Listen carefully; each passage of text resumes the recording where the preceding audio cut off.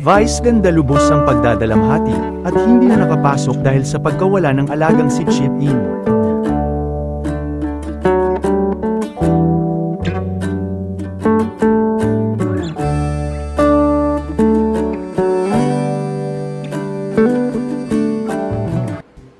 Isang nakakalungkot na balita nga, ang ibinahagi ng kaibigan ni Vice, sa pagkawala ng isa sa pinakamamahal na anak at alaga ni Vice na si Chip In. Matapos ang ilang taon nitong pag-aalaga sa kanya, isa si Chip In sa mga unang naging alaga nito, at kasama ni Vice sa mga mabibigat na pagsubok na pinagdaanan nito noon. Dahil rin sa pangyayaring ito, ay hindi na nga nakapasok si Vice sa Showtime dahil sa kanyang lubos na pagdadalamhati.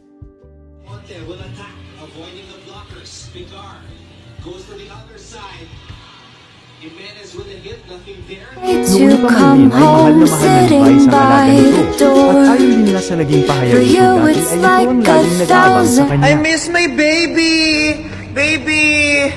Dito na ako! Baby!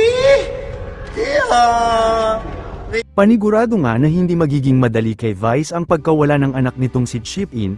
Hiling ng mga fans ay maging okay din si Vice sa kanyang pinagdaraanan ngayon. Si Saporte ang papalo. Picar. Pina. Cross court. Ito naman ang ilan pa sa mga video sa masaya nilang naging pagsasama.